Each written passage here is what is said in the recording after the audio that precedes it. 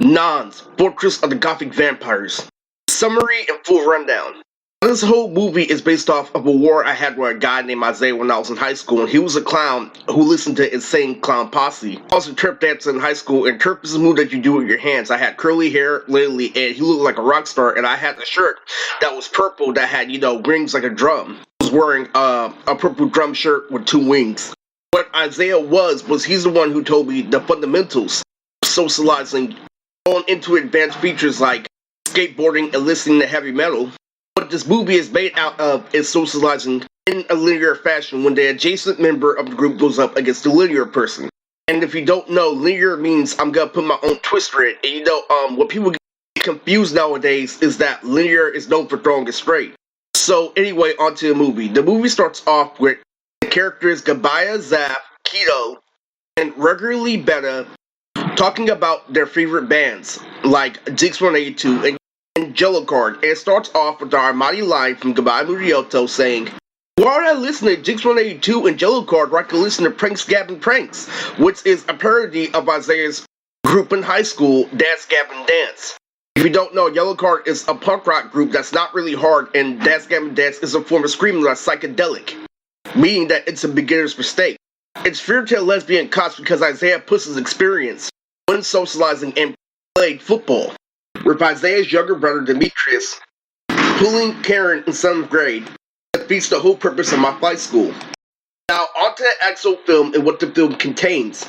As soon as they get done talking about their favorite punk rock bands, they went into this guy named Azustato, who's based off a goth member from South Park, who I just now figured out is Ozzy Osbourne's son in the movie. What separates this from other Nonz movies is that this one actually contains Boomer Red Dodger, the guy who rides on a star who talks to Ryu, who's a play up Yaoraizu when I had a rap battle with Toroki. So anyway, it starts off with Azustada addressing Bella, saying that literally, it's this and that about punk rock. Your punk rock, isn't hard, literally. And Bella responds, "There's no reason for you to be depressed." And so Gabaya and Zap and everyone state their opinion and then go on to their lives. And then Azustado literally keeps his mouth shut and sticks in a war to where we get the first fight scene, which is Gabaya versus Chianet, which is based on my mom, Nanette Beecham. As the main character, Gabaya, when I get home, I recognize that the world is infested within a mist that's based off the Golic Jr. So what happens is, my character and me, basically get home, and my mom has a transformation. And in order, for my mom, whose main character is Nanette, in order to be Chinanette, she has to fuse with Chinata, who is Chi-Chi and Hinata, with the Byakugan. So they get into a fight that lasts for 14 minutes long that I was able to replicate on the street, saying that it's similar to the Luffy versus Rob Lucci fight, when there was tons of A and B's of Lily when he turned into a child, Lily when he threw out that giant hand, where he did this and that, and that they're gonna reenact that. I'm gonna see a whole bunch of A and B's online, and what happens is literally it was a 2 versus 8 concept, meaning that his mom would do a whole bunch of nasty stuff literally when it came to concept, and he would do 2 things that was scary that if you're a little kid, like he would rage out, like literally if the egg literally was on the skillet and it dripped down, literally part of the egg yolk he would try to escape. So the end of the battle was obviously Gabaya being victorious because 2 is what 8 revolves around, and it was a tough fight, but he was on another power level due to defeating Big Al. So with that being said, after Azustado literally puts his Beta off a mountain and breaks his board, it becomes a war when the main character, who's based off Isaiah, Ezekiel, tries to defeat the Hobayaki, not just Gabaya. And so that leads on to a whole bunch of miscellaneous events, and what they do is they follow up the Chia that fight, literally saying that it was a whole bunch of concept that didn't lead nowhere, where Gabaya versus Ezekiel is defeated with just a few hand signs. So Ezekiel is a character that's based off of Fullmetal Alchemist Edward Elric, and he loses his arm and replaces it with a guitar, and his guitar literally goes hand in hand with a tut move at the end of high school. So it's 2 versus 8, literally going and getting killed by 2 hand signs that were memorable that was always in the script.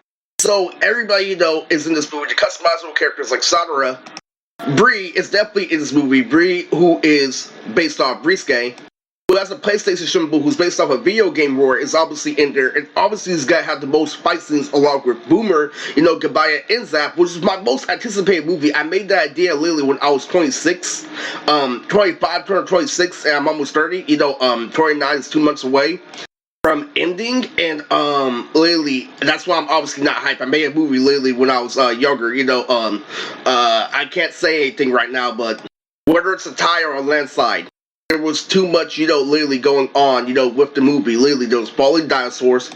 There was everything that had to do with this generation, and then there was the older brother, Damo, performing the mood first date.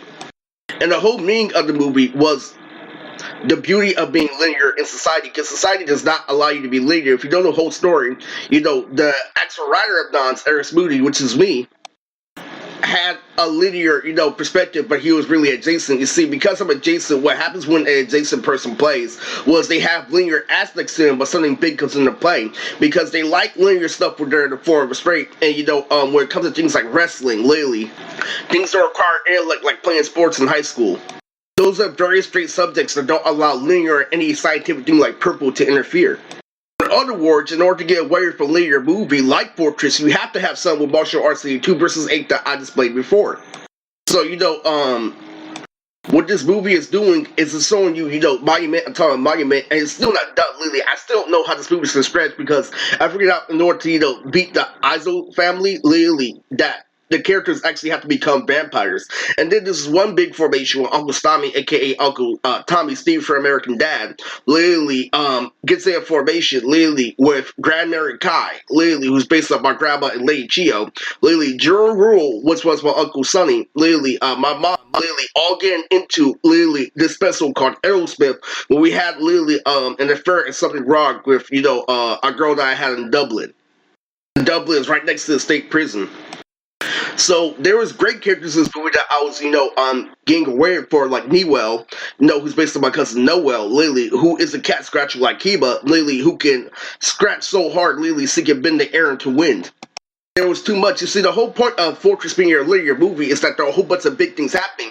And when non-gay characters like Bree, Lily, and Boomer come into play, Lily, it defeats the whole purpose of you making fun of linear, because what they do is they make fun of the autistic kid for, being linear, when they try getting being straight, like you didn't listen, you didn't go to school, you didn't do this, and that. And school is big, what you have to recognize is because he didn't put himself in a position of intellect, what happens is he becomes a rapper, one day, Lily, and then he ends up, going to war with the people literally who played off intellect, and it's a common thing, and that's actually domestic violence. So this is a very very complex movie. He wants his character to be expressed, and somebody can compliment him over and over and over again, but because it's not appropriate, because it's not coming from his peers, because it's not matching up to appropriate he had in junior high, he doesn't accept compliments from his mother, he doesn't accept compliments from his family, and that's what linear does, is compares it to equality over and over again instead of recognizing context when other kids are well groomed.